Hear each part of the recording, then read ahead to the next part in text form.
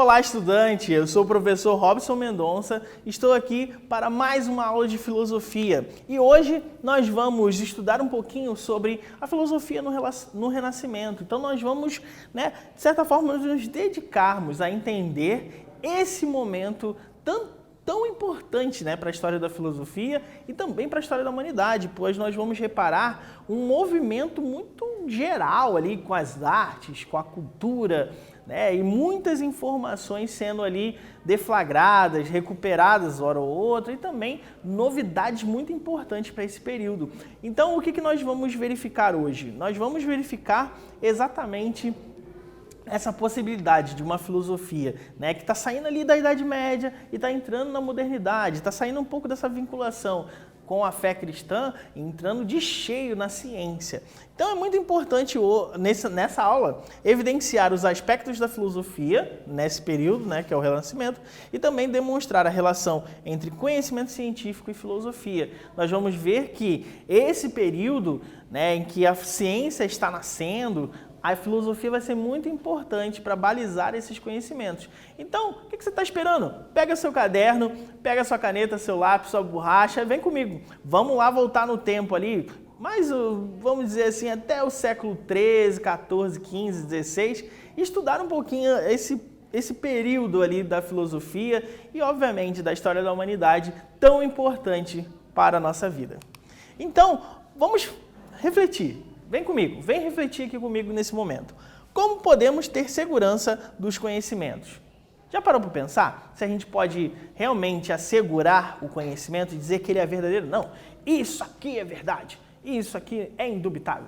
Será que a gente pode falar desse jeito? A pergunta ali colocada é justamente para a gente pensar o seguinte: por mais que eu não possa afirmar muitas vezes a segurança total dos conhecimentos, mas como eu adquiro mais confiabilidade desses conhecimentos? Essa é uma questão muito importante para esses filósofos e cientistas desse período, que nós vamos perceber que a preocupação é justamente assim: o que nós podemos dizer que é verdadeiro? Será que somente olhando para a coisa, racionalizando pura e simplesmente, isso já é suficiente para dizer que a coisa é verdadeira?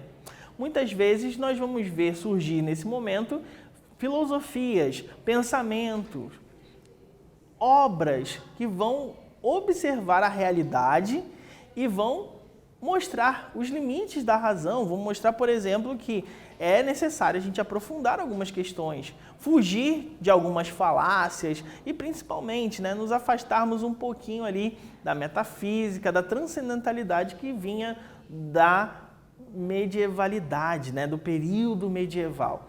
Então, estudante, essa pergunta é para nortear justamente esse período de grandes mudanças, tanto na cultura, quanto na sociedade como um todo e, obviamente, na filosofia, na política.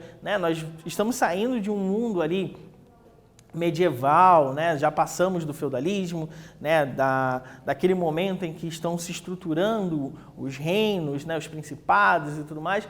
E agora a nobreza, ela se fixou na Europa de modo geral, mas ela está perdendo força para a burguesia. Vai demorar um pouquinho ali, passando do Renascimento, para que a burguesia assuma o poder político, mas nós já vemos esse crescimento ali acontecendo, essa mudança social acontecendo. Nós estamos falando aqui do século XIV ao século XVI. Então, observe essa imagem aqui. Nós temos o homem vitruviano de Da Vinci, o próprio Da Vinci aqui do lado, desenhos, perspectivas. Esse é um período em que nós vamos reparar, por exemplo, essa busca do ser humano por uma resposta. Nós vamos encontrar isso, por exemplo, na alquimia. Os alquimistas buscavam o elixir da vida eterna, buscavam a pedra filosofal. E isso, com esse contexto místico, vai acabar sendo deixado de lado um pouquinho. E o Renascimento vai se voltar para valores que eram lá da Grécia Antiga. Por isso essa ideia de renascimento. Vamos voltar a valores que deixamos para trás, vamos dizer assim, que a humanidade teria deixado durante o período medieval. Então, o que vai ser valorizado nesse momento? A racionalidade e, através da ciência, a experimentação. Então, nós vamos buscar, nesse momento, né? Se coloque na figura aí do cientista desse período, do filósofo desse período. Ele vai se afastar da religiosidade cristã. Ele vai se afastar no sentido, né, não pessoal propriamente dito, mas da reflexão. Então, a reflexão ela não vai mais justificar as relações entre o ser humano e Deus, por exemplo, como era muito comum durante o período medieval. A racionalidade vai se dedicar a estruturar as bases do que o ser humano pode conhecer. E nós vamos ver mais à frente algumas outras características importantes para isso. Mas, nesse momento, nós vamos fazer uma pausa para responder essa questão. Qual é a principal característica filosófica do período do Renascimento? Pega o seu caderno, escreva uma resposta aí. Escreva uma possibilidade. Eu, daqui a pouco, vou voltar e vou te apresentar uma resposta que eu fiz especialmente para você, para que você compare a sua resposta com a minha e a gente possa chegar a um denominador comum. Se a sua resposta tiver ali os principais conceitos da minha resposta, com certeza você vai acertar. Então, vai lá, escreve que daqui a pouco eu volto.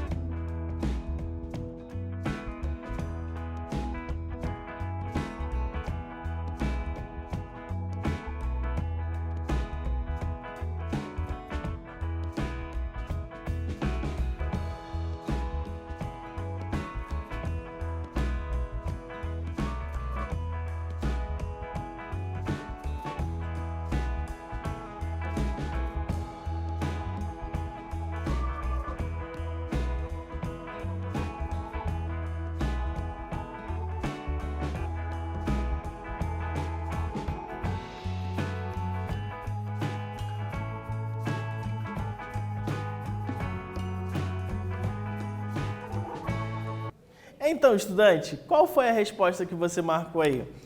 Uma possibilidade é essa aqui, ó. Em um contexto filosófico, o Renascimento buscou afastar-se das concepções medievais e valorizar a busca da explicação mais racional e experimental para a verdade, para o mundo e para essa relação do ser humano com o seu entorno. Então, nós temos aqui uma filosofia mais dedicada a essa perspectiva que é um pouco mais centrada no ser humano, e nós vamos ver o quão isso é importante através da noção de humanismo.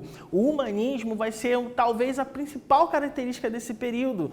Antes, nós tínhamos um teocentrismo muito forte, lá no período medieval, ou seja, era Deus que justificava a relação do ser humano com o próprio mundo, era através de Deus que o ser humano conseguia conhecer a verdade, ou seja, a filosofia estava centrada nessa relação do ser humano com Deus e principalmente centrada na evidenciação da importância divina.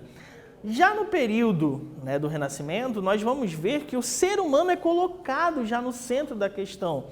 Nós estamos falando aqui de um humanismo no qual as questões humanas vão ser o principal motivo de reflexão. Por isso nós falamos de um humanismo. Então, essa noção aqui colocada, até mesmo por esse pedacinho da pintura lá da Capela Sistina, do encontro de Deus com o ser humano, para evidenciar essa brecha, essa lacuna, dessa relação que agora vai ser muito mais focada no ser humano do que na relação dele com Deus. Então, por isso, vai ser redescoberta as obras clássicas, vai se voltar, por exemplo, à escultura, às artes gregas antigas e, obviamente, a filosofia, que teve lá a sua proeminência no mundo grego, que a gente fala desse nascimento da filosofia no período grego e que tinha também um humanismo muito forte. A partir de Sócrates, a gente nota essa importância do ser humano nas reflexões da filosofia. Um antropocentrismo muito forte, ou seja, uma reflexão centrada, focada no ser humano. O antropós, né, o humano, é o X da questão aqui na filosofia do Renascimento. Então, para a gente entender a filosofia do Renascimento, a gente vai ter que entender o próprio ser humano. Então, é ele que é o foco das questões e é ele que se dedica a isso também. Por isso que vai ser valorizada a experiência enquanto indivíduo, ou seja, cada ser, cada pessoa agora ganha esse destaque enquanto indivíduo. Ele não é mais uma massa de contingência, né? Não é mais um bolo, agora ele é entendido como um ser particular, um ser único, individual. E isso vai fazer toda a diferença nessa reflexão, ou seja, isso vai possibilitar que mais à frente cada filósofo, independentemente a qual grupo ele pertença, possa fazer a sua reflexão, mas principalmente na ciência, né? Enquanto que o argumento de autoridade vai perder força, aqui nós vamos ver a valorização da individualidade. Isso vai ficar muito forte. Por isso, a pergunta, o que é esse bendito humanismo? É justamente essa possibilidade do ser humano ser colocado como o X da questão, né, filosófica e principalmente como o motor que vai, né, mover todo o processo da reflexão e principalmente desse resgate desses valores lá da Grécia Antiga. Então vai ficar muito forte essa noção para os filósofos desse período. Então nós vamos parar aqui e agora sim, explique o humanismo na filosofia do Renascimento. Vai lá, escreve aí, escreve no seu caderno o que o humanismo representou nesse período, que daqui a pouco eu volto e te apresento uma resposta.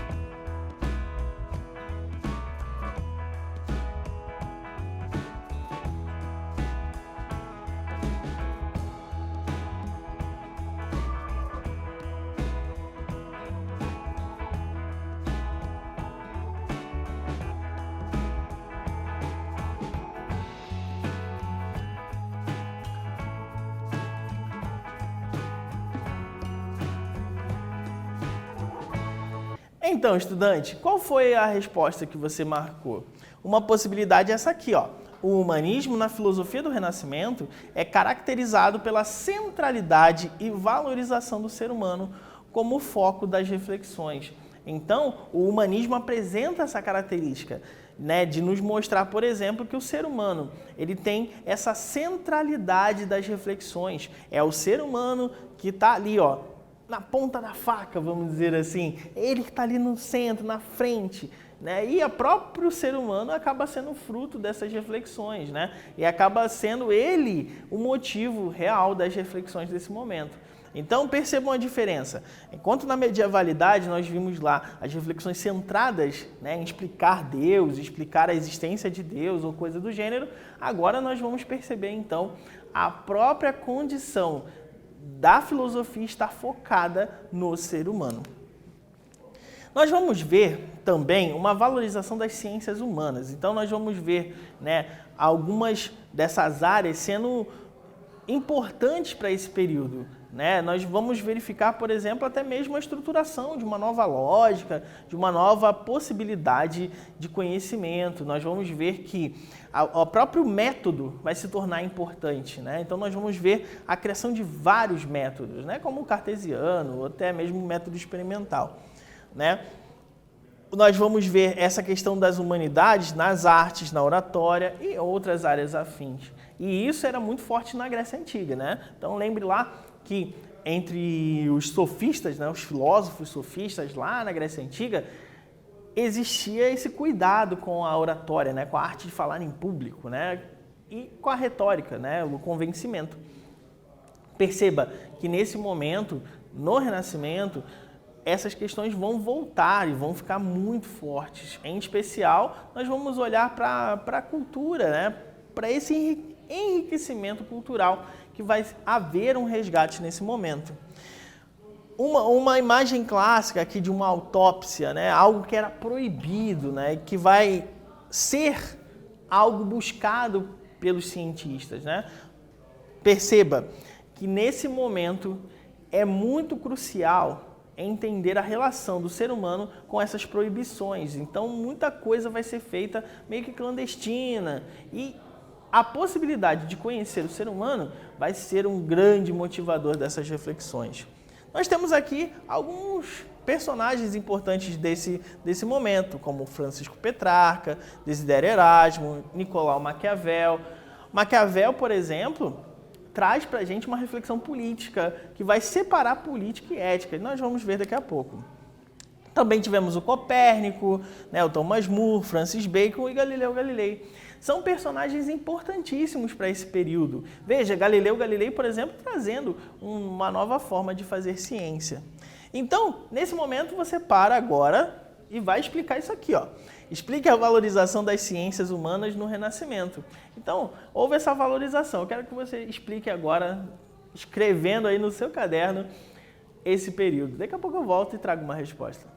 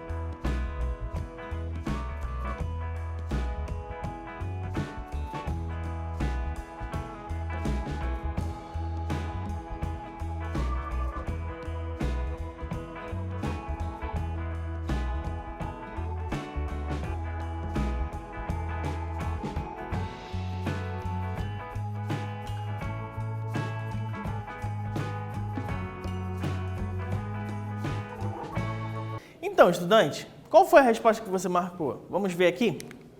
Os renascentistas buscavam a retomada das artes humanas, que eram importantes na filosofia grega antiga e que durante a Idade Média foram deixadas de lado. Então, nós vemos que os filósofos desse período, né, os cientistas que estão começando a ciência moderna, eles vão se dedicar a esse resgate, vão se inspirar nesse resgate e propor uma nova possibilidade de conhecimento para esse período.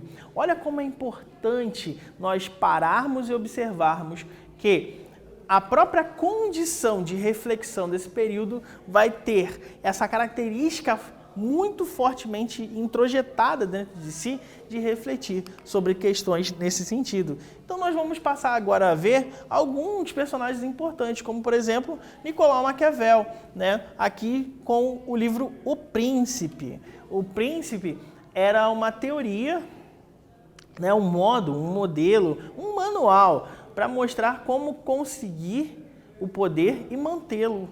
E até hoje nós temos algumas críticas, algumas informações errôneas a esse respeito. Tanto que a gente usa a expressão maquiavélico para quem arquiteta a maldade, né? E não era esse o intuito do Maquiavel. O intuito dele era mostrar, por exemplo, como o poder político acontece e mostrando, por exemplo, que existe uma diferença entre fazer ética e fazer política. Em outras obras, ele vai acabar defendendo, por exemplo, né, a própria República como algo importante. Mas nesse livro, um livro muito importante para a história da humanidade, ele demonstra como é possível ao príncipe chegar ao poder e manter o poder. Então aqui vão ter várias noções clássicas desse período. Então veja que nessa obra já fica evidente, né, esse distanciamento, né, de questões religiosas e principalmente se eu já estou me afastando da ética também e separando bem essas áreas. Galileu Galilei, um dos cientistas talvez mais importantes, né? Nós temos aqui o método experimental sendo aplicado na prática. Nós vemos o Galileu, por exemplo, sendo até mesmo perseguido pela religiosidade, né? Sendo obrigado a abjurar das suas concepções, ou seja, ele foi obrigado a dizer que eram mentiras aquilo que ele tinha dito, sendo que as pesquisas dele tinham fundamentação, tinham pesquisa, experimentação. Olha como é importante esse período para nós hoje. Se nós estamos aqui, né, gravando uma aula, né, você conversando comigo aí do outro lado da telinha, só é possível porque a ciência desenvolveu essas tecnologias e isso começa lá atrás, né, e Galileu tem uma grande importância nesse período. Nós temos também na filosofia o Francis Bacon, né, esse inglês que defendeu, né, a estrutura do método experimental, o empirismo, né? Então nós vamos ver o nascimento dessa corrente filosófica, talvez não o nascimento, mas o fortalecimento dessa teoria empirista, né, que valoriza a experiência acima da racionalidade. Coloca, por exemplo, que o ser humano conhece primeiro a partir da experiência e depois utiliza a racionalidade. Então, vamos para mais uma questão nessa aula. Escreva uma característica do pensamento de Nicolau Maquiavel. Então, vamos pensar o Maquiavel e você vai aí escrever essa resposta. Pega aí um conceito que você aprendeu do Maquiavel nessa aula e daqui a pouco eu volto e te apresento uma resposta.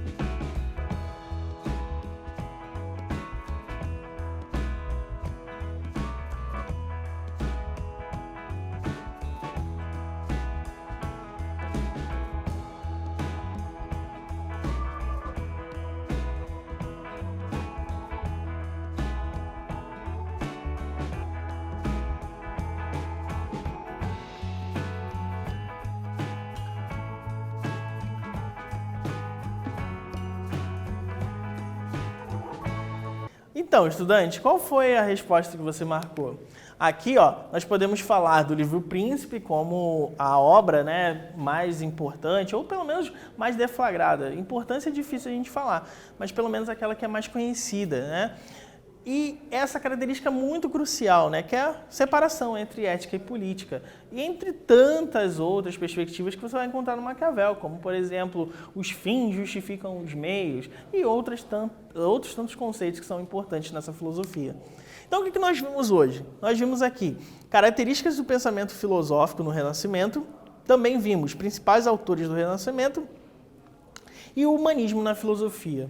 Né? Eu espero que vocês tenham curtido essa aula, eu espero que a gente possa se encontrar novamente aqui para mais uma aula de filosofia. Fica aqui a minha gratidão a cada um de vocês que participou dessa aula e nos vemos numa próxima.